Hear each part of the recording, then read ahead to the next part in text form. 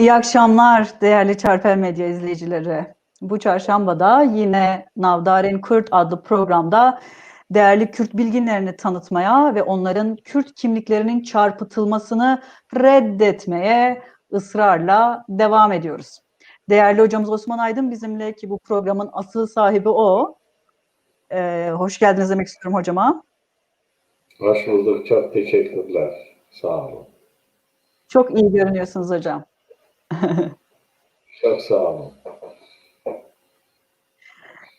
Değerli izleyiciler, programımıza geçmeden önce biz Çarpel Medya ailesi olarak Tahir Elçi cinayetinin çok yakından takipçisiyiz.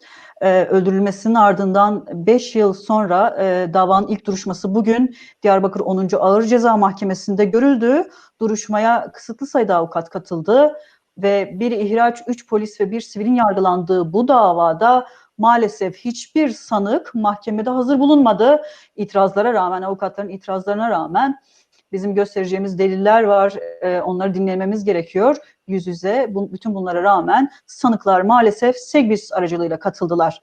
Buna itiraz edilmesine ve bunun yüz yüzelik ilkesinin ihlali olduğu söylenmesine rağmen maalesef. Duruşma gergindi. Salona çevik kuvvet ekipleri girdi ve Diyarbakır Baro Başkanı Cihan Aydın, sevgili Cihan Aydın salondan çıkarıldı. Mahkemenin düzenini bozuyor gerekçesiyle. Avukatların hakim talebi oldu çünkü avukatlar gördüler ki mahkeme heyeti bu davayı cezasızlığa doğru ittirmeye çalışıyor ve sonuçta avukat hakim talebinin görüşülmesi için dava bir üst mahkemeye sevk edildi ve duruşma 3 Mart 2021 tarihine ertelendi. Biz de Çarpel Medya ailesi olarak 3 Mart 2021 tarihini dört ayaklı minarenin beklediği gibi bekliyoruz ve bu davayı dört gözle izliyoruz. Değerli izleyiciler, bu akşam Cizire Ablot'una gidiyoruz ve 4 değerli Kürt bilginini Çarpel Medya izleyicileriyle buluşturuyoruz. Cizire'nin bu has evlatlarından biri ilklere imza atmış. Gerçekten çağının çok ötesinde bir mühendis. İsmail El Ceziri ve sonrasında da 3 kardeş İbnül Esir kardeşler. İzzettin İbnül Esir çok önemli bir tarihçi ve Mecdüddin İbnül Esir hukukçu ve bir edip ve son olarak da Ziyaettin İbnül Esir bir retorik ve bir edebiyatçı, edebiyat eleştirmeni aynı zamanda. Şimdi programımıza geçmeden önce hocamızın da izniyle ben biraz Cizre'nin öneminden bahsetmek istiyorum.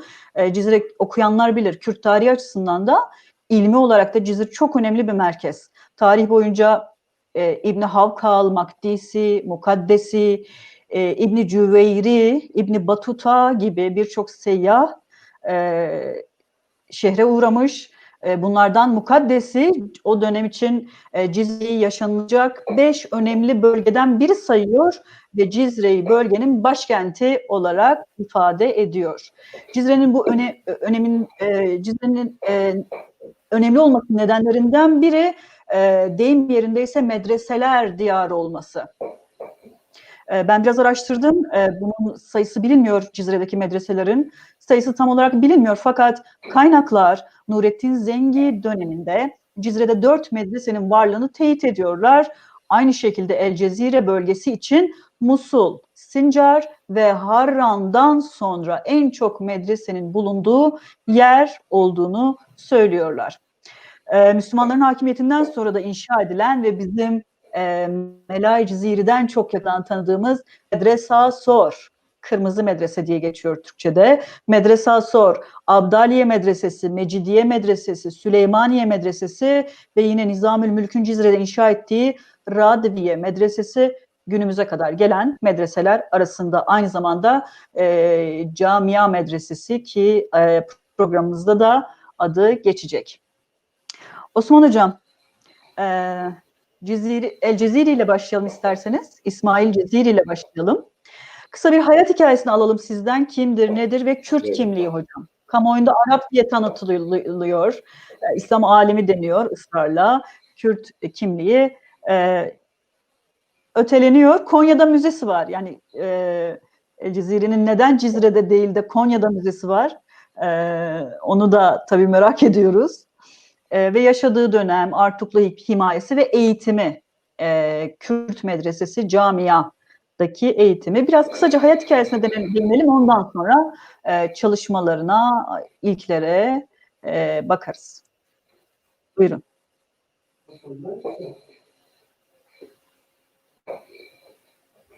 Şimdi önce ben bir eleştiriyle konuya girmek istiyorum. İsmail Ciziri bir dehanın, bir yeteneğin herhangi bir ulusa ait olması korkunç büyük bir onurdur.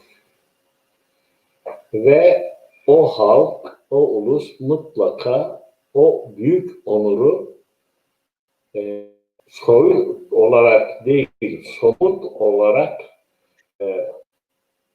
dünyaya göstermek ister. Ama Kürtler her şeyi biz devletsizliğe bağlıyoruz ama her şey öyle değil. Kürtler bazı konularda son derece duyarsız konumdadırlar. Örneğin Kürdistan'da, Kuzey Kürdistan'da bir sürü belediye var. Hiçbir belediye İsmail Ciziri'nin ismini herhangi bir sokağa, herhangi bir meydana, herhangi bir caddeye, herhangi bir okula vermiş değil. İsmail Ciziri'nin heykellerinin Diyarbakır'da, Cizre, Kürdistan'ın diğer kentlerinde boy boy sergilenmesi gerekirdi. Hı hı. Hatta girişimler yapılabilirdi. Dicle Üniversitesi'nin isminin veya Artuklu Üniversitesi'nin isminin İsmail Ciziri Üniversitesi yapılması önerilirdi. Bunun savaşını verilirdi. Hatta İsmail Ciziri adına Kürdistan'da bir teknik üniversitenin açılması için çaba harcanırdı. Yani ne yazık ki bunların hiçbirini göremedik. En azından ben görmedim. İsmail Ciziri çok büyük bir değer. Sibernetiğin babası olarak bilinen, sibernetik mühendisliğinin babası olarak bilinen biri. Sibernetik ne? Önce onu bir kısa tarifini yapayım. Evet. Sibernetik güdüm bilimi demek. Güdümleme demek. Canlı ve cansız tüm karmaşık sistemleri denetlenmesi ve yönetilmesi anlamındadır. Bunu inceleyen bilim dalı. Yani canlı cansız tüm karmaşık sistemlerin denetlenmesi ve yönetilmesi bilimine sibernetik bilimi babasıdır. Gerçi Avrupa'da sibernetik bilimin kurucusu olarak Norbert Wiener isimli Alman bilgini kabul ediliyorsa da aslında Norbert Wiener'ın yaptığı sibernetiğin buluşu değil. Sibernetik bilimini sadece literatüre kazandıran kişidir. Sibernetik bilimini literatüre kazandırmak ayrı bir şey. Sibernetik bilimi üzerinde yaratıcı ürün ortaya çıkarmak ve o bilimi hayata uygulamak ayrı bir şey. Evet. O anlamda İsmail Ciziri sibernetik biliminin babasıdır. Şimdi İsmail Ciziri aslında bir Kürt, fakat Araplar, Türkler, Farslar bizim bölgenin egemenleri, bizim üzerimizdeki egemenleri her zaman şunu yapmaktadırlar. Bize ait olan, Kürtlere ait olan değerleri kendilerine ait olarak göstermek isterler ve bunun korkunç çabasını yaşarlar. Ama bunu beceremedikleri çok global bir tanımlamayla büyük İslam diye tarihe geçirdiler. O tarihe geçirdikleri o yanlışı batılı kaynaklarda alarak o yanlışı devam ettirerek getirirler. İsmail Cizri Kürt'tür. Nerelidir? Cizrelidir. Nerede doğmuştur? Cizre'nin Tur yani Dağ mahallesinde doğmuştur. Doğduğu yer belli, mahallesi belli. Ne zaman doğmuştur? 1153 yılında doğmuştur. Evet. İsmail Cizri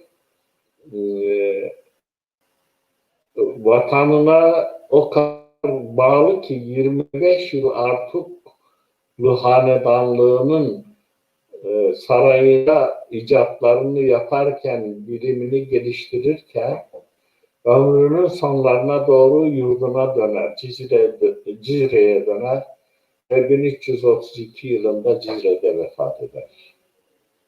Mezarını Onun gösterelim hocam. mezarını Mezarı. ziyaret etme imkanı bulduğum için kendimi şanslı hissediyorum.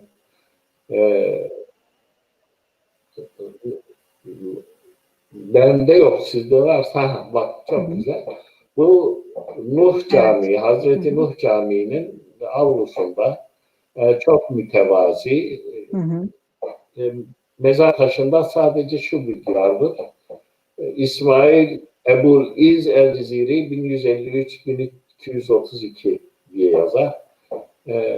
Buradan da anlıyoruz ki İz isminde bir oğlu da var. Yani evlenmiş. Bir oğlunun en azından bir oğlunun olduğunu biliyoruz.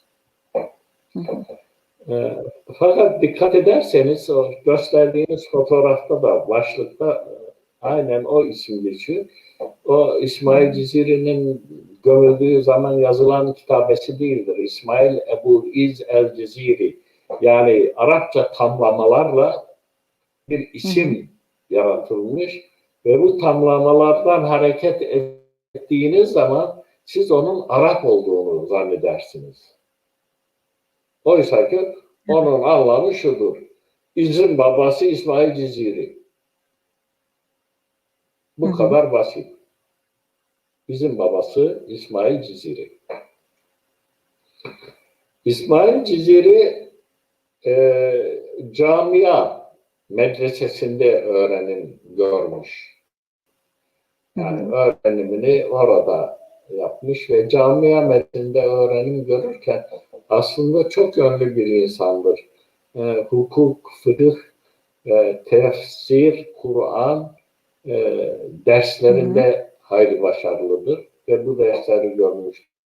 Ama onun asıl merakı sibernetik üzerine ve sibernetik üzerine çalışırken çok ilginçtir. O dönemde elektrik yoktur.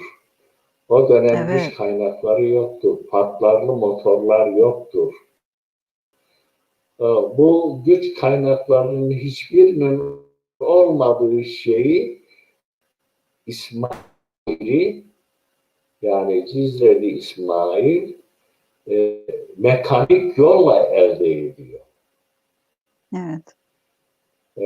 Onun bu mekanik yolla elde ettiği ve yarattığı ürünler günümüze kadar çok büyük icatların temelini oluşturuyor. Şimdi size desem ki İsmail Ciziri'nin yarattığı bir şey vardır. Matrix ve hesap makinası bu bilgisayarın dedesi anlamındadır. Evet. Ve bilgisayar o bilgilerden hareket ederek bulunmuş büyük bir icattır. Yani İsmail Ciziri bir bilgisayarı yaratmak falan çalışmamış ama onun kurduğu sistem, sibernetikte kurduğu sistem bilgisayarın doğmasının kapısını açmışlar. Evet. Şimdi İsmail Ciziri'nin meşhur kitabı El Cami Beynel İlm ve El Amel en Nafi fi Sünnetil Hiyel isimli kitabının Türkçesi olağanüstü araç yapımı üzerine bilim ve teknik arasındaki yararlı bir telif, uyum. Evet. Türkçesi bu. Olağanüstü araç yapımı üzerine bilim ve teknik ederiz. Bu yani sizin de gösterdiğiniz o kitap neden hocam? İsmail Ciziri'nin yazmış olduğu orijinal kitap değil. Çünkü İsmail Ciziri o kitabını ve o kitabındaki şekilleri çizerken ve o şekilleri izah ederken yazdığı orijinal kitabın 2 nüsha olarak yazıyor. Bu nüshalardan birini Bağdat'taki halifeye hediye ediyor. Birisinde Diyarbakır'da Artuklu hanedanına o zamanki Artuklu Sultan'ına hediye ediyor. Ne yazık ki Hülal Bağdat'a girdiği zaman biliyorsunuz nedir? Bağdat büyük ölçüde tahrip ediliyor Hülallı ordular tarafından ve en çok da kültür değerlerine saldırı oluyor. İbn Esir kitabında der ki günlerce Dicle mürekkep attı. Evet. 40.000 cilt kitap atılıyor Dicle Nehri'ne. Ve o atılan kitaplardan biri de ne yazık ki İsmail Ciziri'nin bu adını söylediğimiz kitaptır. İkinci kitap ise Sarayı'nda çalınıyor.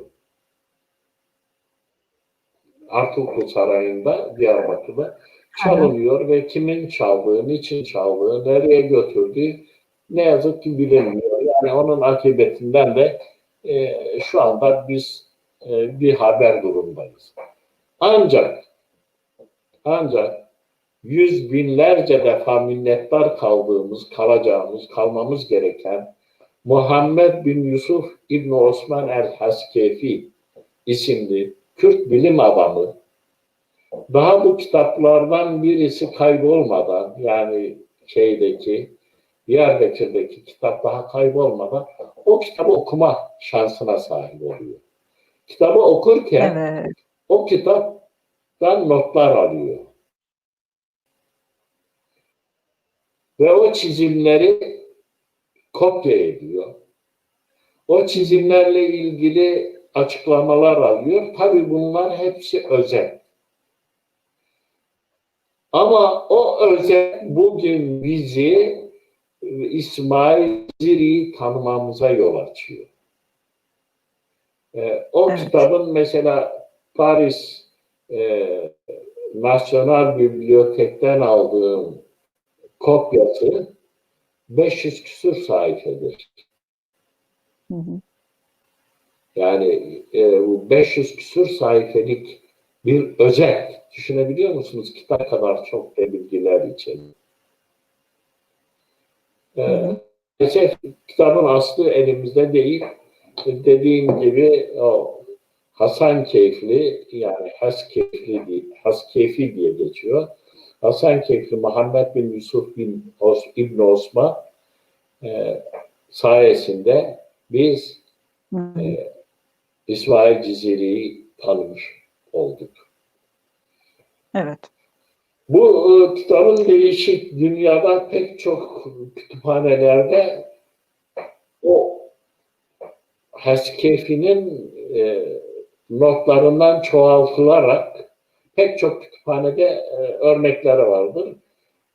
Mesela 16 kopyası Türk bilinmektedir. Bunların bilinen en eski kopyasının Topkapı Müzesi'nde olduğunu biliyoruz. Evet. 3. Ahmet Kütüphanesi'nde olduğunu biliyoruz. Yani bir sürü kütüphanelerde var bu. Türkiye'de de vardır. Hocam bu kitabın içeriği ne? Ne var kitapta? Dediğimiz gibi kitabın aslı ne yazık ki yok. Hı hı. Bu kitapta İsmail Ciziri dediğim gibi sibernetik bilimine dayanarak, yani karmaşık sistemleri denetleyerek ve yöneterek Hı hı. Hı e, hı. yeni icatlar yaratıyor. Mesela şöyle bir şey göstermek istiyorum. Hı hı. Görünüyor mu?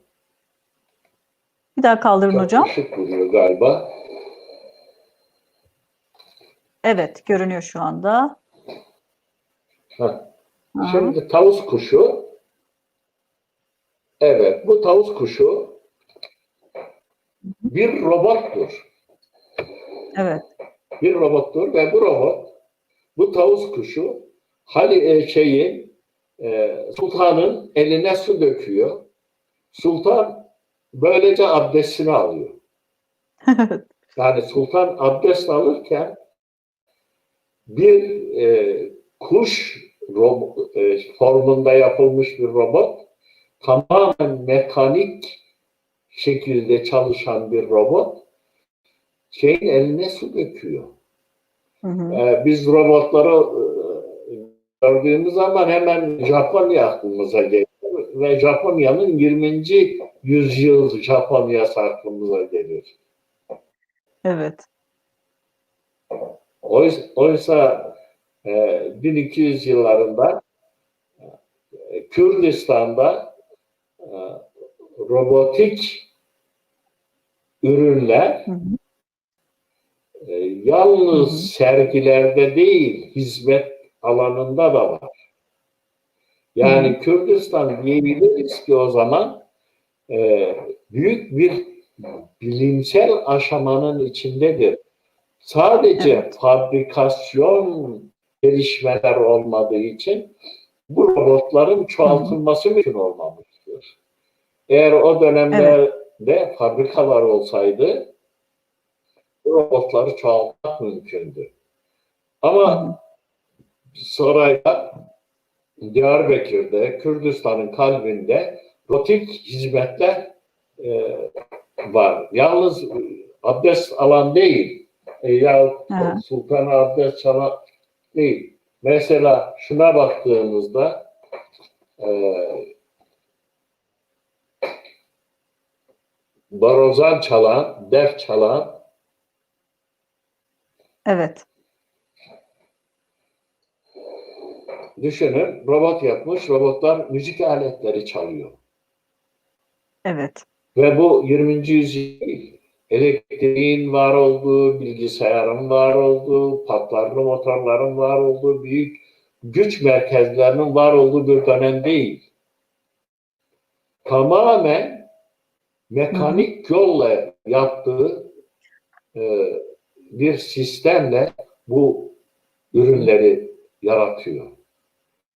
Evet. E, Mesela bizim hayatımızda, hatta ben şahsen kendimi söyleyeyim, ben Türkiye'de onu görmedim hiç. İlk defa Almanya'da karşılaştığım bu sensörlü kapılar, kendiliğinden açılıp kendiliğinden kapanan sensörlü Hı hı. kapılar veya elini altına uzattığın zaman kendiliğinden akan musluklar, sensörlü Fıskiyeler. musluklar. Hı hı. Bunların hepsini İsmail Cizili gerçekleştirmiş. Evet. Ama seri üretim yok. Evet. Sadece sarayda. Hocam bir şey 1200 dikkatimi çekiyor. yıllarında, 100-1200 yıllarında, yani Hı hı. tabii seri üretimin olmaması Evet. fabrikanın daha henüz dünyada da olmamasındandır. Hı hı. Mesela şeye baktığımız zaman, Leonardo da Vinci'ye baktığımız zaman onun Hı da hı. bütün ürünleri bir tanedir. Çünkü Hı hı. fabrikasyon üretim yok. Şimdi e, sensörlü kapıları yapmış. Sensörlü musluklar yapmış. Hı. Bu korkunç bir gelişmedir. Evet. Ayrıca başka şeylerden birkaç tane daha örneğin söyleyeyim.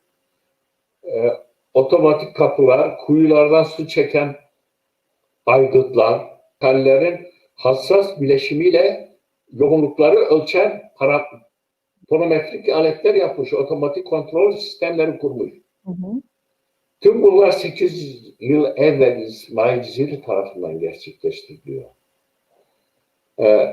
Su saatleri, bugünkü o sayaçların atası sayılan saatleri yaratıyor.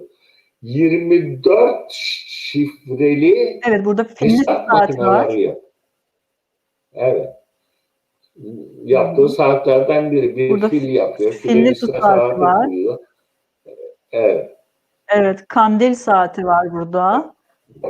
Bu kandil saatidir, evet. Hı hı. Şimdi Evet. böyle korkunç, aklın alamayacağı, o çağ açısından hele hiç aklın alamayacağı büyük ürünler yaratıyor, Evet. icat ediyor. Hı. İsmail Cizili bu icatları yaparken nasıl yaptığını söylüyor. Ben onun kaleminden okumak istiyorum. Buyurun hocam. İsmail Cizili şöyle diyor. Diyor ki, önceki bilim adamlarının kitaplarını ve daha sonraki sanatkarların çalışmalarını incelemiştim. Ve bunlar kromatik eşit saatler ve güneş saatleri, nesneleri doğal konumlardan başka konumlara götüren su ile işleyen araçlar gibi olağanüstü araçlar yapan ustalardı. Yalnızlık içinde kanıtların eşliğinde fikir yürüttüm. Hı hı. Yani bir laboratuvarı yok. Adam düşünerek buluyor. Hı hı. Bir süre sonra sanatın düzeltilmesini düşündüm. Evet. O zaman eski ustaların hatalı çalıştıklarını Hı hı. düşünüyor. Ve bunu Hocam pratiğe ispatlıyor. daha çok önem veriyor, değil mi? Anladığım kadarıyla Tabii, pratiğe daha çok önem veriyor. teorileri yok mesela. Yazılı teorileri yok. Ama teoriyi Evet. kafasında yarattıktan sonra pratiğe uyguluyor. Taslakları Ve var. Bir de hocam kağıttan yapacağı makinelerin kağıttan maketlerini yapıyor, değil mi? evet, yani Aynen. origami dedikleri şeyi Evet. İsmail Ciziri o zaman yapıyor. Önce Evet. kağıttan yapıyor bu icatlarını, ondan sonra hayata geçiriyor. Hı hı. Onun teorisini kafasında kuruyor. Hı hı. Fakat kafasında kurduğu teoriye göre Hı hı. fiili duruma geçiyor ve ürünlerini üretiyor. Diyor ki, Evet. uygulamalar yaparak kitaplardan öğrenme düzeyinden gözlem düzeyine geçtim diyor. Hı hı. Bazı eski ve yeni bilim adamlarının bu konuya ilişkin görüşlerini öğrendim. Bu incelikli bilimi, yani sibernetik bilimini Hı coşkuyla hı. izlemeye koyuldum ve gerçeğe ulaşmaya karar verdim. Evet. Düşüncem bu aziz bilimde kendimi farklılaştırmaktı. Hı hı. Önüne koyduğu hedef çok açık. Ben bu bilimin babası olacağım. Farklı Evet, bir oldu da. bilim adamı olarak anılacağım ve oldu da. Evet. Olağanüstü kontrol olanakları sunan çok önemli araç türlerinin farkına vardım diyor. Dönemin hükümdarları ve filozofları benimle ilgilendiler. Onlardan da Evet. Allah razı olsun. Evet. Elinden tutmuşlar, ona imkan sağlamışlar. Eğer o imkanlar Evet. sağlanmasaydı belki İsmail Ciziri bu ürünlerini de bize sunamayacaktı. Hı hı. Çalışarak geçirdiğim geceler, tutkumu köklü ve küllenmiş dehamı uyandırdı. Kendisinin dahi olduğunu da itiraf ediyor. O konuda tevazu göstermiyor. Ve iyi değil Hocam, diyor çünkü kendi hakkı döneminde bu. Hocam kendi döneminde de tanınıyor ki ona da Bediüzzaman lakabını takmışlar. Yani çağının, asrın bedisi, mükemmeli anlamında. Kendini üstüne evet. Evet. Çalışmaya daldım, gücüme ve ihtirasımı kullandım. Önceki bilim adamlarının bazı araçlar yapmış ve bunları tasvir etmiş olduklarını keşfettim. Onlar bu araçları tam olarak tasvir etmedikleri gibi hepsi içinde doğru yöntemler uygulamamışlardı. Onların yanlışlarını görüyor. Çünkü her parçanın yapılışının bilgisini uygulamalı olarak kanıtlamamışlardı. Böylece doğru ile yanlış arasında kararsız kalmışlardı. Şimdi sıradan bir denizci ustası veyahut bakırcı ustası değil. Bilimi bilen bir insan çünkü bir kere Arapçayı çok iyi biliyor, Farsçayı çok iyi biliyor, Kürtçeyi çok iyi biliyor, Türkçeyi çok iyi biliyor, Latinceyi çok iyi biliyor. Bu şu demektir ki o bu bilimin pek çok kaynağına ulaşmış demektir. Beslenmiş, evet. Evet. Ve onun bu bilim dalında yarattıkları ile vardıkları sonuçlar ile karşılaştırıldığında Leonardo da Vinci karşılaştırıldığında Leonardo da Vinci'nin İsmail Ciziri'den etkilendiği anlaşılıyor. Evet. Bu etkileri eserlerinde görülüyor. Yani bunu bilim adamları söylüyor. Ben söylemiyorum tabii. Evet, bütün kaynaklarda geçiyor bu.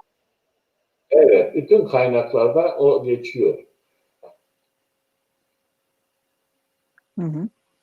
Mesela günümüz fizik mekanikçileri ısı etkisiyle haberleşerek denge kurma sistemini John Watt'ın 1780 yılında icat ettiğini söylerler.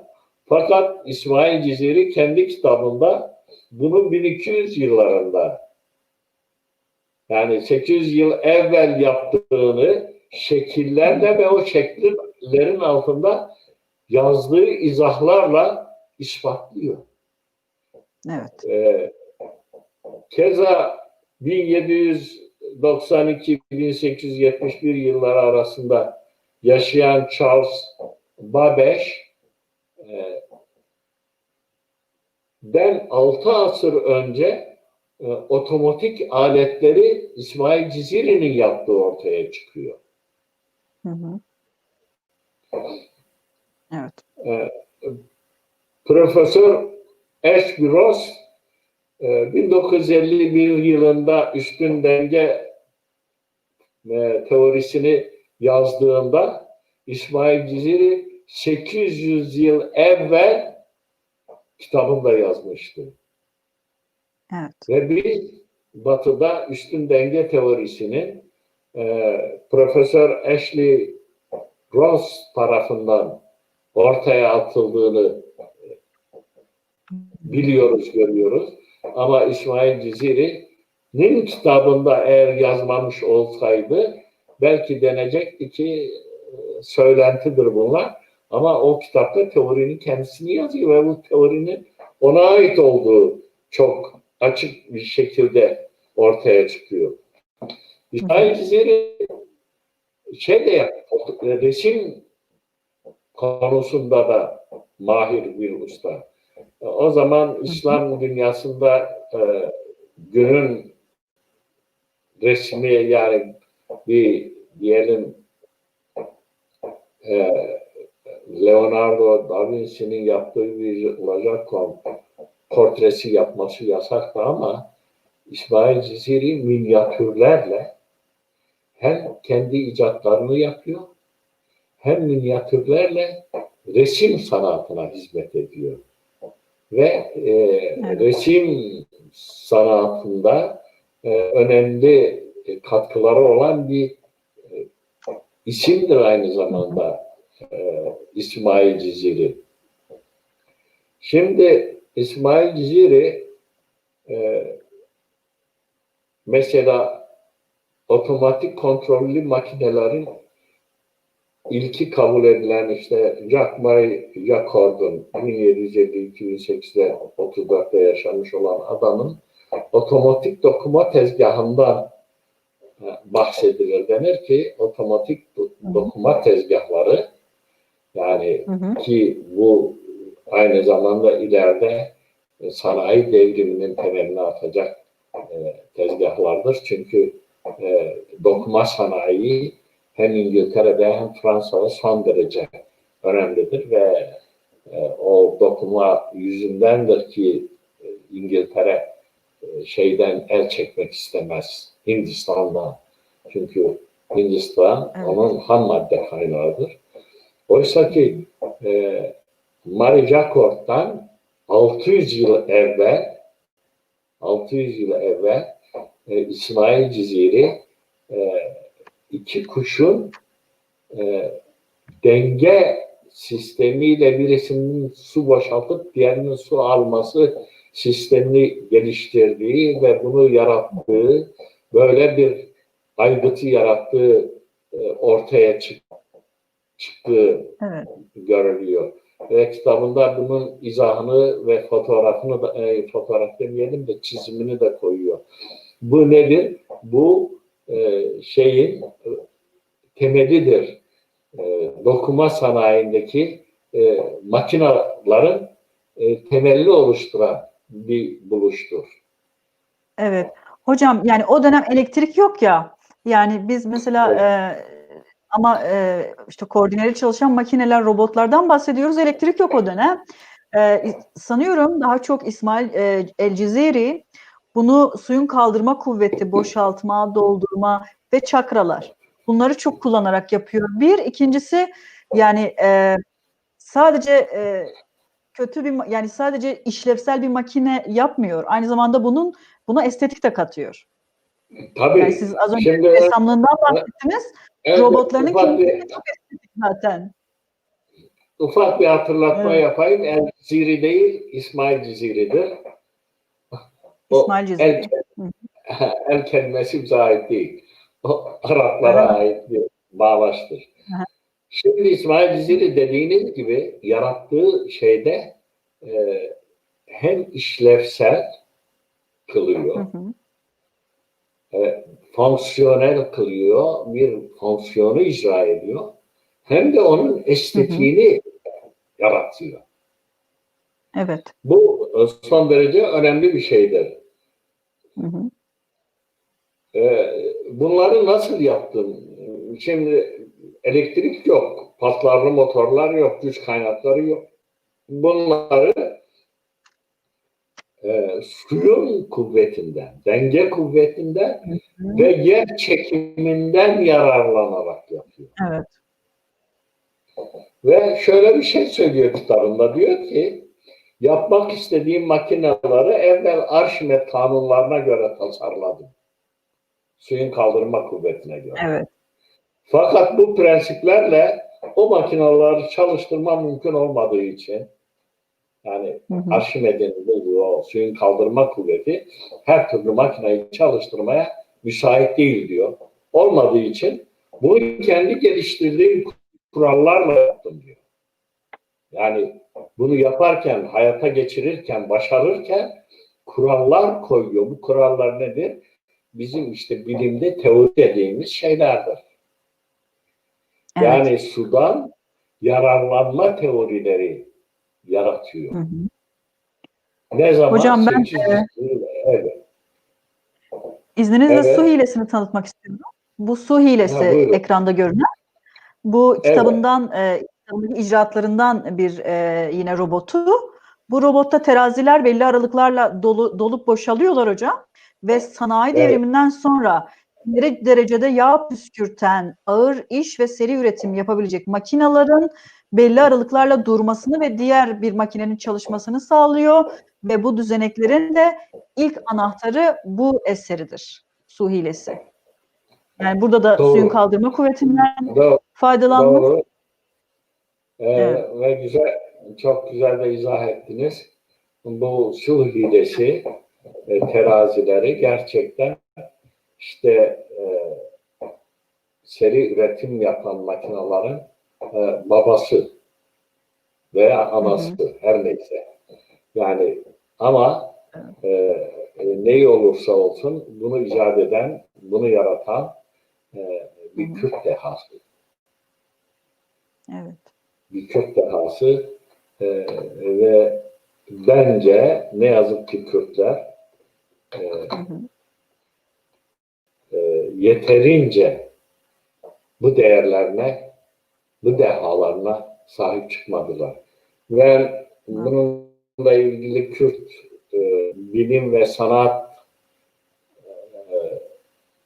dünyasında Kürt ünlüleri kitabını yazdığımda istedim ki Kürtler bir, kendi değerlerinden haberdar olsunlar.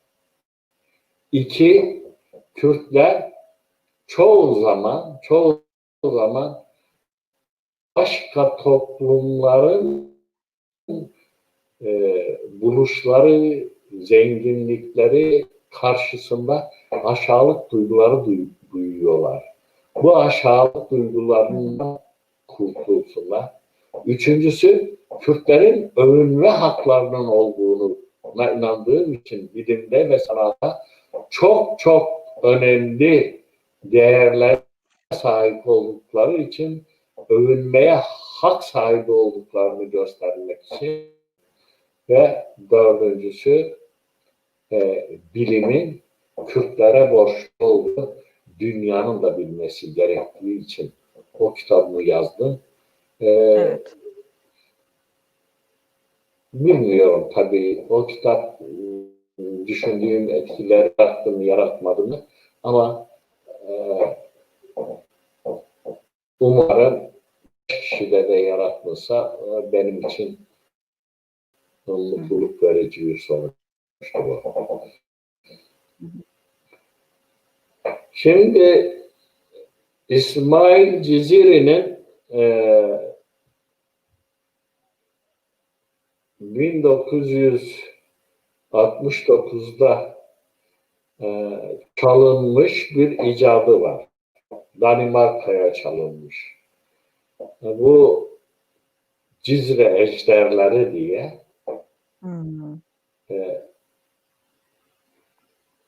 kapı tokmağı şeklinde yapılmış iki zarif buluşu. Bunun birisi bir tanesi 1959 yılında Danimarka'ya kaçırılmış. Diğeri İstanbul Türk İslam Eserleri Müzesi'nde sergilenmektedir. Ben beklerdim ki Diyarbakır Büyükşehir Belediyesi veya Cizre Belediyesi hem Danimarka'dan hem İstanbul Türk İslam Eserleri Müzesi'nden Ciziri'nin bu ürünlerini geri alıp Diyarbakır'da veya Cizre Müzesi'nde sergilemeleriydi. Fakat şimdiye kadar öyle bir girişimleri olmadı. Başka bir şeyin de olmadı. Zaten o belediye başkanlarının yerine atananlar kayyumların bunu yapması da zaten söz konusu olmayacaktı. Maalesef. Evet. Şimdi ikinci bir Diyarbakır'da Ulu Cami'nin avlusunda yani Balıkçılar Başı'na doğru giderken sağdaki Ulu Cami'ye girdiğimizde sağda bir çıkış vardır. Evet. Mahalleye çıkan bir kapı vardır. O kapının önünde bir güneş saati var. Evet. O güneş saatinin ne yazık ki tablası taştır, kırılmıştır, üçe bölünmüş. Ama güneş saati hala işlevseldir. Evet. Diyarbakır'a gidenlerin çoğu onu görürler. Bir okuyucumuz ısrarla söylüyor. Kürt ünlüleriyle, yani İsmail Ciziri'nin de içinde olduğu kitabını gösteriyor. Ben göreyim bu kitap. Aynen, pardon.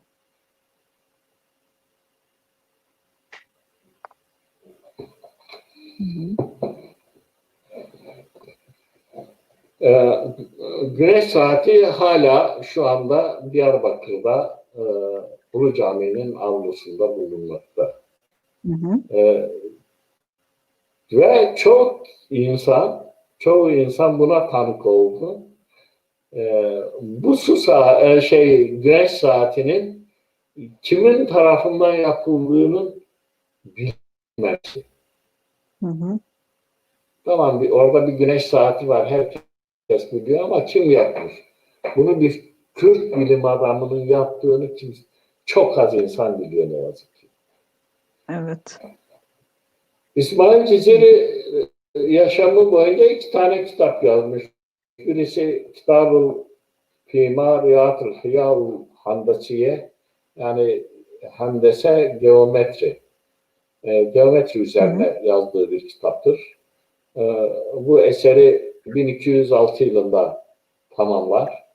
Yani 1206 yılında Kürdistan'da geometri bilimi üzerine kitap yazan bir Kürt bilginin var olduğunu bilmemiz bize gurur kazandırır, gurur verir elbette. İkinci kitabı bahsettiğimiz o icadının yer aldığı El Camil Beynül İlm ve Amel El-Nafi Sünnetil Hiyel isimli kitabıdır ki bu kitap 6 bölümden oluşur. Daha doğrusu Muhammed bin Osman Haçkeyfi'nin özet olarak notlarından aldığı bu biçimiyle 6 bölümden oluşuyor. Esas orijinal hali nasıldı ne yazık ki bilemiyoruz. Bu 1. bölümde su saatleri var. Evet. Bunlar fingan denilen su saatleridir. Fingan denilen bir de kandilli su saatleri vardır. Yani bilimde fingan ve filan diye ayrılan bu iki su saatlerinin her iki cinsini de yapmıştır. Saat-ı müsteviye dediği, bugün anladığımız manada saati 24 eşit parçaya bölerek, yani 24 saate bölerek bu süreyi gösteren saatlerdir. Ve saniye uzunluğu ne olursa olsun gece ve gündüzü 12'ye bölmek suretiyle hesaplanarak yapılmış bir şeydir. 2. bölümde içeceklerde kullanılan otomatik kaplar ve oyunlar var. Evet. Mesela bugün Japon sanayi çocuklar için yaptığı oyuncaklarla dünyaya ün salmış ve bununla milyonlarca, milyarlarca dolar para kazanmaktadır. İsmail hocamız, İsmail Ciziri bu sahaya da el atmış. Yani çocukların, hatta büyüklerin bile oynayabileceği oyuncak türü şeyler de yapmış. Mesela içinde su varmış gibi görünen, fakat boşalttığın zaman suyu dökülmeyen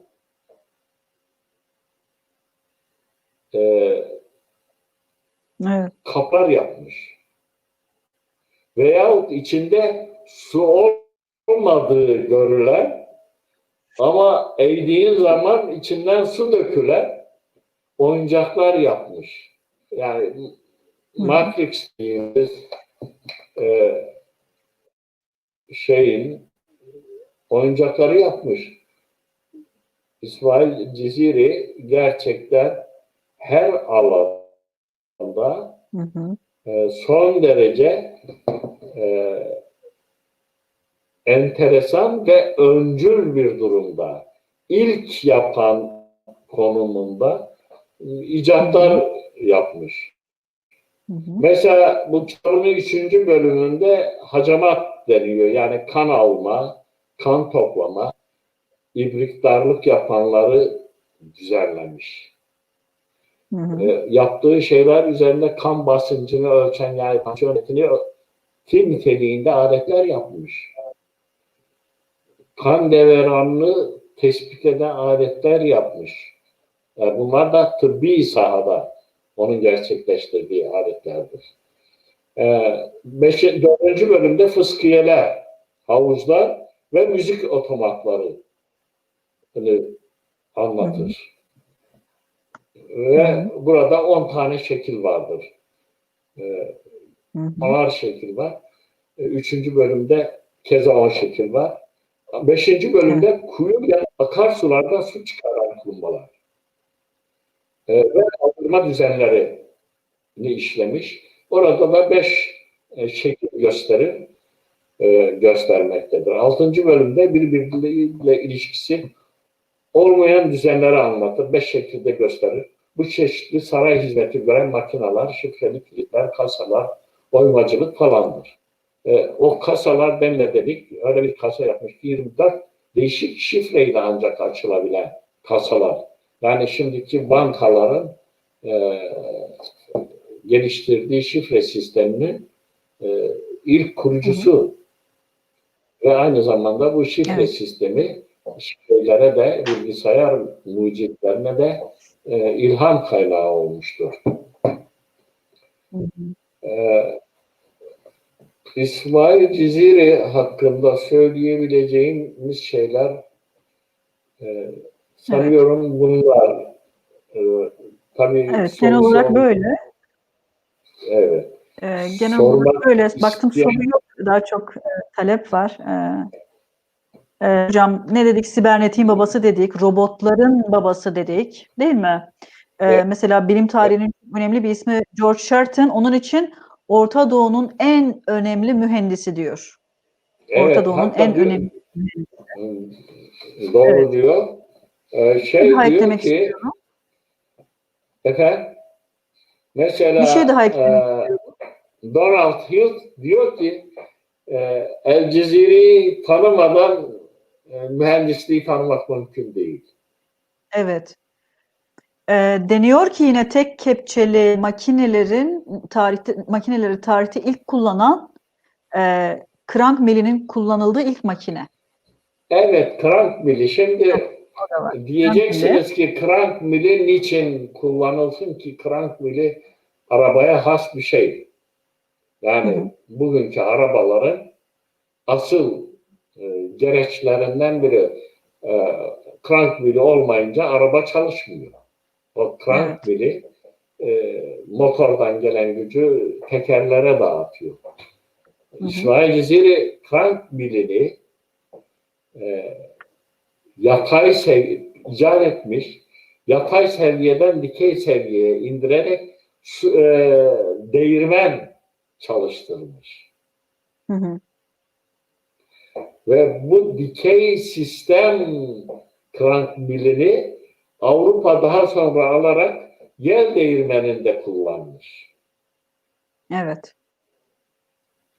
Yani crank mill'i bugün vazgeçilmeyen o icat babası İsmail Ciziri'dir.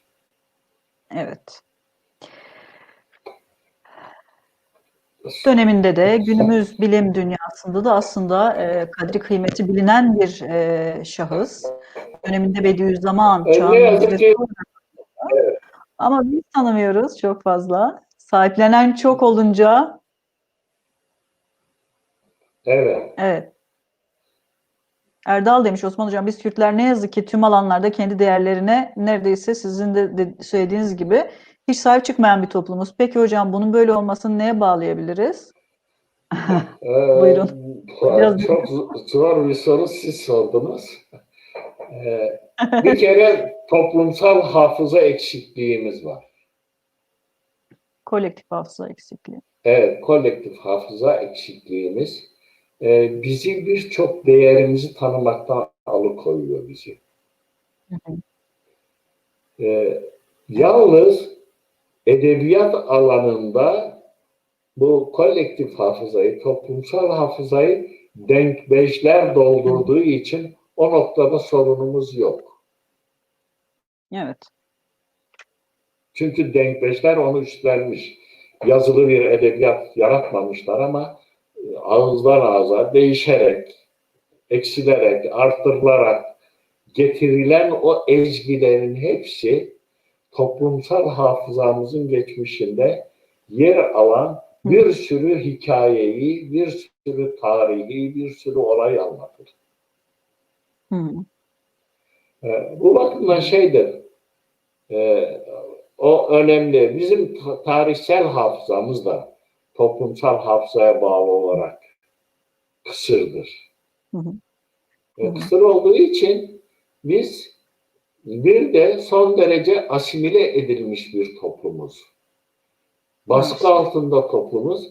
Asimile edilen toplumlarda aşağılık duygusu gelişkindir. Başkasına öykünme gelişkindir. Başkası gibi olma çabaları son derece gelişkindir.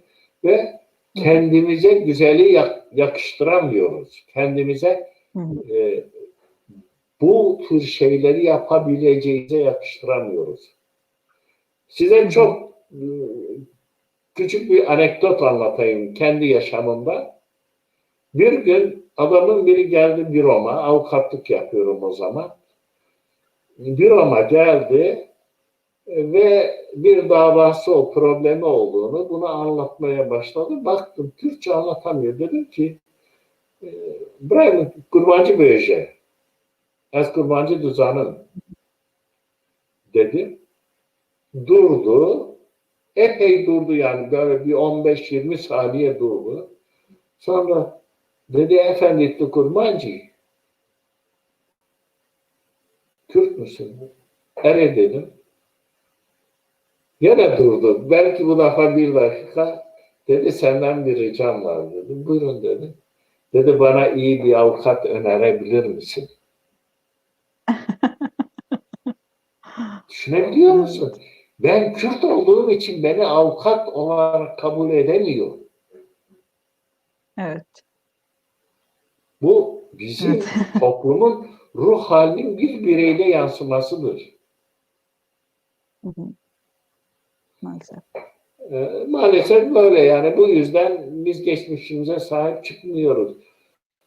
Bir de siyaset bizi köreltmiş, siyasi abilerimiz kılmasınlar ama siyasette bizi bir yere taşıyamadılar.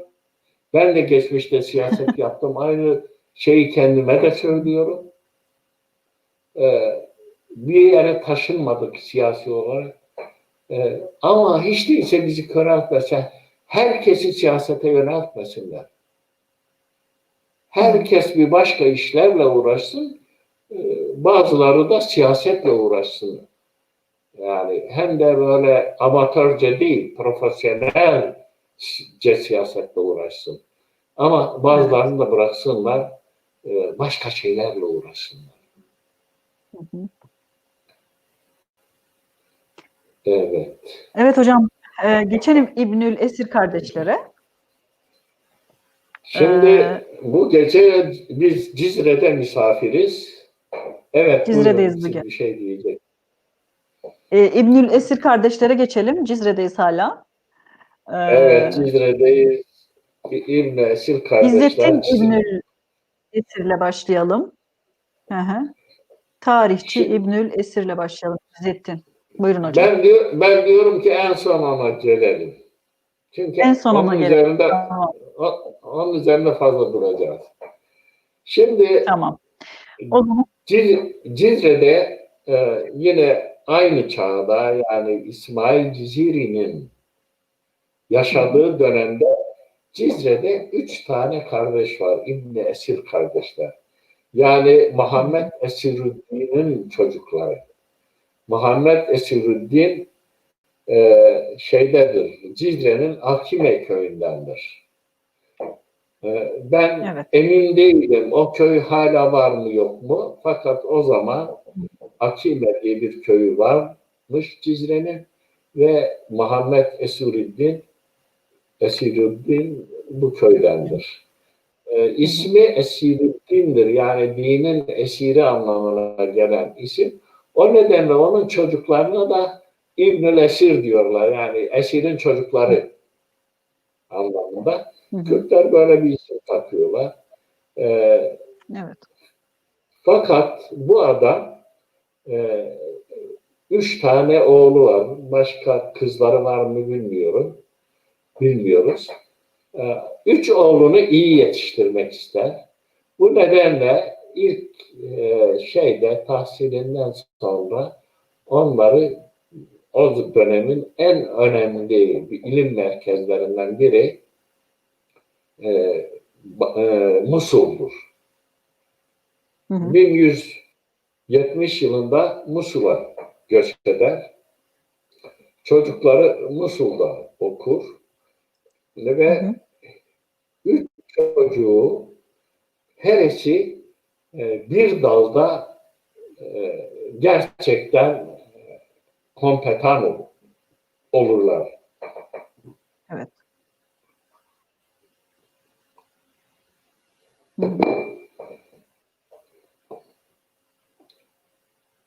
Bu İbnül Esir ailesinin Cizreli olduğuna dair güncel bir kanıt sunayım size.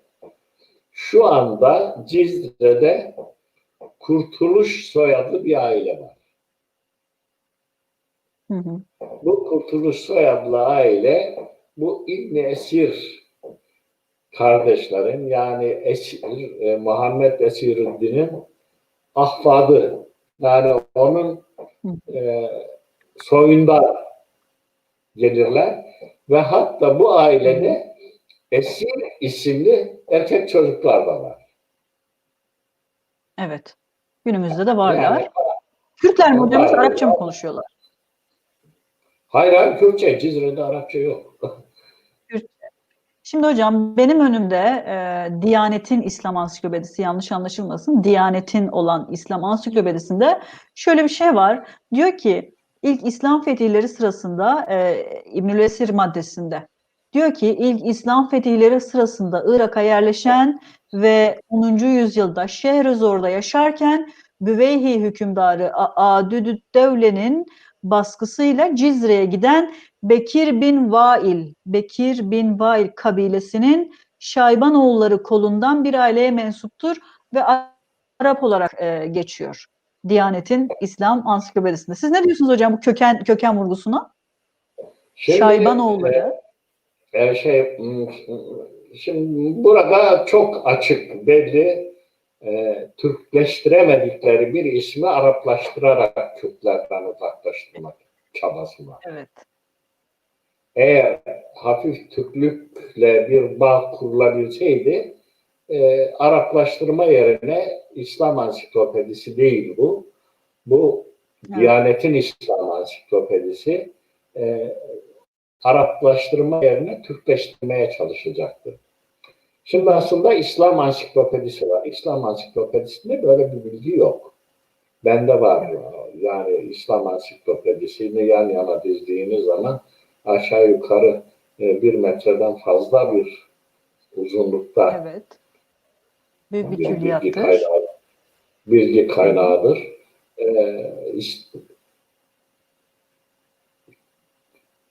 Diyanet kendi çıkardığı ansiklopediye ciddiyet kazandırmak için de o ismi çalmıştır. İslam Ansiklopedisi ismini çalmış, başına Diyanet ismini koyarak Diyanet İslam Ansiklopedisi olarak yayınlamıştır. Burada çok açık, net olarak görülen şey şudur. Şimdi Arabistan'dan Cizre'ye gelen bir insan, bir aile Cizre'de kalır. Yani Cizre merkezinde kalır. Çünkü Cizre o dönemin hem kültür merkezi, hem yönetim merkezi, hem ticaret merkezidir. Ve çok önemli bir merkez. Ama diyoruz ki bu İbn Esir ailesi Cizre'nin Akime köyündendir. Evet. Yani ta Basra'dan, ta Irak'tan kalkıp Cizre'ye gelen adam Cizre'nin bir köyüne gidip yerleşmesinin esprisi anlaşılır değil doğrusu. Yani buna kargalar da güler. Evet. Ve bu nedenle İslam Ansiklopedisi bilgiyi tahrif ederek, bilgiyi çarpıtarak, ki ben o kitabımda zaten nasıl çarpıtıldığını da göstermiştim. Çarpıtarak Kürtlerin elindeki değerleri ya Farsça, Türk ya Arap olmazsa İslam bilgini deyip geçip Kürtlerin elinden almaya çalışıyor. Hocam zamanımız daralıyor. İsterseniz. Şimdi bu Muciddin İbnül Esir İbn Esir kardeşlerin büyüğüdür. Evet. Bu önemli bir edebiyatçıdır. Özellikle gramer üzerine büyük bir ustadır. Bunun yanında hadis, tarih ve edebiyat üzerinde de çalışmaları var. Selçuklu Atabeyleri döneminde Musul'a ilk gidişinde Seyfettin Gazi Zengin'in döneminde bu onun kitabından bir şey. Döneminde Cizre divan katipliği yapar. Yani Musul'dayken Cizre'yi yönetme görevi, kendi ülkesini yönetme görevinde olan bir adamdır. Orada ömrünün son döneminde ribat denen, yani kara ve deniz sınır karakolları olarak söylenen ribat, küçük bir kulübe yaparak ömrünün son dönemini bu kulübede geçirir. Önemli eserler yazar. Fakat 1210 tarihinde 24 Haziran 1210'da gut hastalığından vefat eder. Gut hastası iken kardeşi ilaç bulur. Gut tedavi. O ilaçlar ona iyi gelmeye de başlar. Fakat bir müddet sonra ilaç almayı reddeder. Ve reddettiği için de ölür. İşte reddettiği dönemde kardeşine şunu söyler. Diyor, doğrudur. Senin getirdiğin ilaçlar bana çok yaradı. Tedavimde çok oldu. Ben şu an diyor sultan ve emirlere sohbetten, onların yanlışları, yol açtıkları tehlikelerden, kayırmalarından uzak olduğum için çok mutluyum diyor. Sağlıklıysa iken onlar için çalışmak da kendimi yeterince alçalttım. Evet, muhteşem söylemiş. Kişilik erozyonuna uğradım diyor. Evet.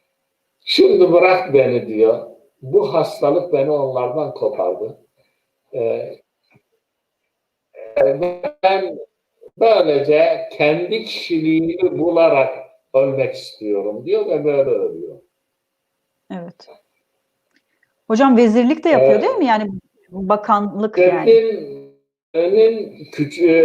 Küçük kardeşi ise Ziyaettin tabii vezirlik yapıyor defalarca hem de. Evet. Fakat ikinci Haçlı Seferleri arasındaki olayları bizzat gözlüyor, yazıyor. Hı hı. Yani o tarihçiliği önemlidir onun. Evet.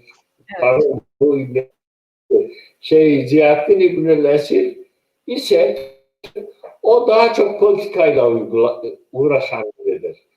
Ve politikayla uğraştığı için de Musul'da da, Bağdat'ta da, Mısır'da, Kahire'de de yöneticilik yapar. Şey, yanar döner bir politikacıdır biraz. Fakat o da 1160'da Cizre'de doğan biridir. Ve ölümü 28 Kasım 1239'da Bağdat'ta gerçekleşir. Üzerinde durmak istediğimiz İzzettin İbnül Esir'dir. Ortanca kardeş. Ortanca kardeş tarihte geçmişte insan ve insan topluluklarının faaliyetlerini yer ve zaman göstererek, sebep-sonuç ilişkisi kurarak, Evet. belge ve bulgulara dayanarak tarih yazan modern tarihçidir. Avrupalı tarihçiler derler ki Orta Doğu tarihini eğer yazacaksanız İzzettin İbnül Esir'i atlayamazsınız. Evet. Ancak doğruları ondan öğrenebilirsiniz. Bunun için de Batı tarihinde Orta Doğu tarihi açısından İbnül Esir çok önemli bir kaynaktır ve güvenilir bir kaynaktır tarih bilimcileri açısından. Çünkü aynı risk değildir. Olayları hikayede. Şimdi Türkiye'de çıkan aslında İslam tarihi değildir o kitabın adı.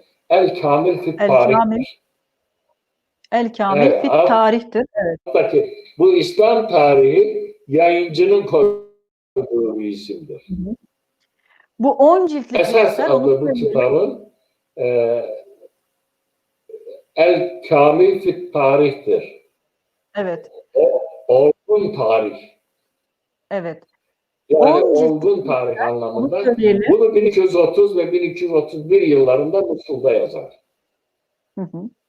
Evet. Ciltli kitap tabii o ciltleri bir tek kitapta onu tutmak mümkün değil. Onun için bölünmüştür, 10 cilde bölünmüştür, 10 ciltliktir. Ve bütün tarihi olayları sebep-sonuç ilişkisi içinde irdelemiştir. Zaman ve mekan içine oturtmuştur. Ve önemli bir şey daha, İbnül Esir bu bir olayı anlattığı zaman dünyanın bir başka coğrafyasında da neyin yaşandığını koymuştur kitabına. O çok önemlidir. Yani çağdaş olaylar, değişik coğrafyalarda gerçekleşen çağdaş olayları birlikte verince dünyayı topyekun görmek mümkün olmaktadır tarihsel olarak. Evet. İkinci kitabı İhul Vahir fi Devleti Atabeki Et-Tariye. Et-Tariye kitabında Atabek Devleti'nin şeyini anlatır, dönemini anlatır. Üçüncü kitabında da sahabeleri anlatır. Dördüncü kitabında Lübab-ı Tehzibi anlatır. Yani Horasanlı tarihçi Kitab-ı Ensab'ın kitabının bir nevi eleştirisi ve tamamlaması şeklindedir. Toplam 9 tane kitap yazar. Şimdi İbnül Esir dediğimiz gibi Musul'a yerleştiği tarih Ekim-Kasım 1183'tür. Yani Rumi takvime evrilince takvim Ekim sonu Kasım başı olabilir. Ekim-Kasım 1183 tarihinde Musul'a yerleşir. Öğrenimini Musul'da başlayıp Şam, Kudüs, Halep'te devam eder. Yani babası onun yetişmesi konusunda her türlü fedakarlığı yapmaktan zevk alan biridir. Kaçınmaz fedakarlıkta. Ve İbn Esir en önemlisi İkinci Haçlı Savaşları'nın tarihini yazarken İkinci Haçlı Savaşları'nı bizzat yaşamıştır. Yani Sultan Selahaddin'in yanında görür, savaşın zeminini, zamanını, biçimini, kahramanlarını birlikte yaşar. O havayı teneffüs eder ve o havayla yazar. Yazarken de bir vakayı nüvis bir hikaye yazmaz. Niçin oldu, nasıl oldu, neden oldu, nasıl sonuçlandı? Bunların hepsini kitabında çok analitik bir tarih anlayışıyla anlatır. Mesela kendi tarih anlayışını Analitik tarihçileri diyebilir miyiz? Efendim? Analitik tarihçileri diyebilir miyiz? Nesnel tarihçiler. Tabii analitik tarihçidir. Evet. Zaten kendisi de analitik tarihçi olduğunu şöyle ifade eder. Der ki ben ne gece karanlığında odun toplayanım, yani karanlıkta rastgele öyle odun toplayan bir adam değilim. Ben seçkinim, seçiciyim. Belgelere dayanırım, gözlemlere dayanırım, bilgiye dayanırım. Ne de incilerle çakılları birden avuçlayan biriyim diyor. Eliyorum diyor. Eliyorum ben diyor. İnci ile çakıl farklı şeylerdir. Ben rastgele insanların anlatımlarıyla tarihin gerçeğini birbirine karıştıran biri değilim diyor.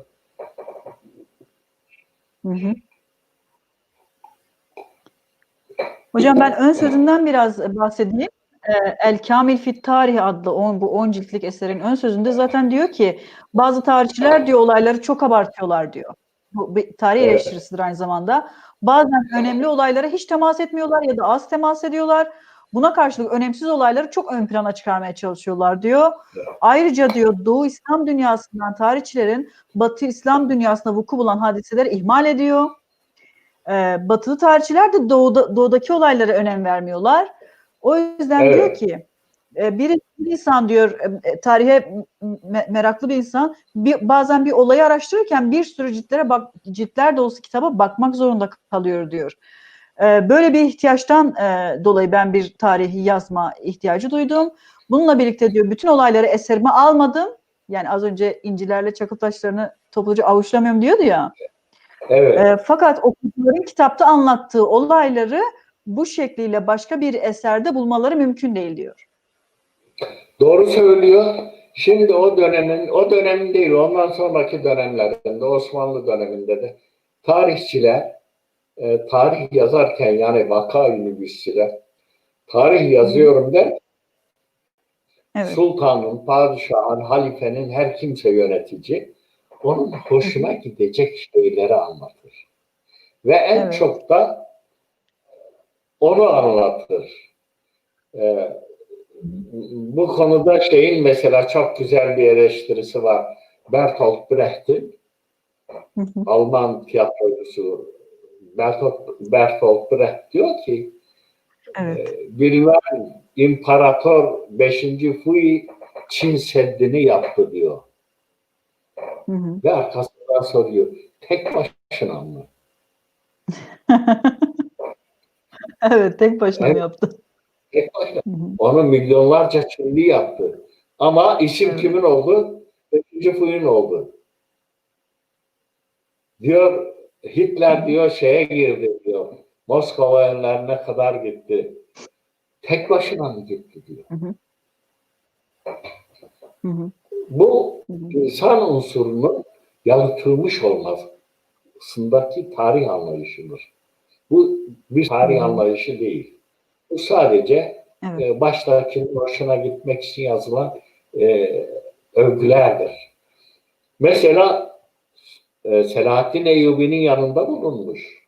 Ona danışmanlık yapmış. Hı hı. Onunla dostluk kurmuş yani. Dost da ayrıca. Fakat Hı hı. kitabında Yalakalık diyor yapmış ki mı bir hocam? yerinde kararlarında diyor Selahaddin Eyyubi kararlarında hiç sebat etmiyordu diyor. Bir şehri Eleştiriyor. kuşatınca savunmacılar bir Hı süre hı. direnirse ıkıp kuşatmayı kaldırıyordu diyor. Oysa feleğin kolladığı bir melik bile asla böyle davranmamalıdır. Hı Kararlarında hı. sebat edip görebilmek, galip gelip sonradan başarısının meyvelerini har vurup harman savurmadan yeğdir diyor. Bu gerçeği Evet. hiçbir şey Selahaddin'in Sur kuşatması sırasında takındığı tavrı kadar iyi yansıtamaz. Sur'u şeylere terk ederken, Haçlılara terk ederken en ağır Hı hı. eleştiriyi bu getiriyor. Ve Selahaddin Hı. okurken de gülüyor. Müslümanların bu kalemde yedikleri darbe sadece ve sadece onun kabahatidir diyor. Selahaddin'in yani Hı hı. kabahatidir. Bu kadar rahat, bu kadar objektif, bu kadar Evet. ekmek yediğinin kölesi olamayacak kadar özgür bir tarih anlayışına sahiptir. Hı hı. Selahaddin'in ölümünden sonra Selahaddin'in oğlu Efdar Şam'a, Suriye'ye hükümdar oluyor ve İbnül Esir, Ziyaettin İbnül Esir şeye gidiyor. İzzettin İbnül Esir Eftar'la birlikte Şam'a gidiyor ve Şam'da ona vezirlik yapıyor. Evet. Yani şeye karşı bu Kürt yönetimlerine karşı son derecede vefalı ve onlara hizmette kaçınmayan bir tarihçi ve bir siyaset adamı olarak önümüze çıkıyor. Her Bilmiyorum bu üç kadar kardeşini bir evet. aslında vezir olarak görüyoruz değil mi hocam şeyde? Üç Selahattin Eyyubi'nin hükümetinde. yani başbakanlık yapma konusunda, vezirlik yapma konusunda üçü de yapıyor. Üçü de Hı hı. bilgileri ve Hı hı. yetenekleri sayesinde bu Evet. makama geliyor. Yani Hı hı. kayırma falan değil. Üçü de gerçekten son derece yetenekli, son derece bilgi donanımlı, Hı hı. devleti bilen, devleti yönetmesini bilen insanlar. Bu nedenle üçü de Hı. vezirlik yapıyor, doğrudur. Evet. Zamanımız var mı? Zamanımız var hocam. Bir 5-6 dakika daha var. Ben bir 10 dakika Toparlayalım. sizden bir Tamam. toparladık biz. Bunları Evet, evet. tamamladık da geçen Aha. haftaki şeyde maalesef teknik sorun yaşadık. Maverdi hakkında onun hukuk teorilerini anlattım ama onun ekonomik teorilerini anlatma fırsatı bulamadım. Ben Kısaca özet değinelim hocam. olarak onun Hı ekonomik teorilerini izninizle bir hı. şeyde geçen haftaki izleyicilerden kaç kişi şu anda bizi izliyor bilemiyorum ama bu son derece önemli. Şimdi Maverdi şey olarak bir hukukçudur ve son derece önemli bir hukukçudur. Hı hı. Onun teorileri 700-800 yıl sonra ortaya atılmış ve bugünün modern hukuk teorileri olarak bize sunulmuştur. Hı hı. Akdadul Kudat İslam dünyasında ilk Akdadul Kudat yani hakimler hakimi unvanını kazanmış bir hukukçu. Fakat onun yalnız hukukçu değil aynı zamanda ekonomist bir yönü de vardır. Ve o ekonomiyle ilgili şey yaparken diyor toplumun refah içinde yaşamasının iki önemli unsura dayanması lazım. Bir Hı hı. toplumda düzen olmalı, iki toplumda iş bölümü olmalı. Hı hı. Eğer bir toplum düzene ve iş bölümüne dayalıysa o toplum sağlıklı bir toplumdur. Ekonomik alanda başarılı olur. Hı hı. O toplumun insanları refah içinde yaşar ve refah içinde yaşayan toplumlarda suç Hı hı. oranı düşer, yani kriminoloji azalması yaşar ve sağlıklı toplum diye nitelendirebiliriz bunları. Ona göre ülkede iki ekonomik, o dönem için tabii, iki ekonomik güç vardır. Bir kırsal ekonomik güç, ikincisi kentsel ekonomik güç. Kırsal ekonomik güç tarımla uğraşandır. Asıl üreten olur. Doğrudur. O dönemde henüz daha fabrika üretimleri yoktur. Kırsal üretimin yarattığı değerleri şehirde ticari olarak satanlar kentsel üretim tarzını yaşatırlar. Onlar diyor aracı sınıftır. Temel sınıf değil diyor. Sınıf tabirini kullanmıyor tabii. Yani temel grup değil diyor onlar.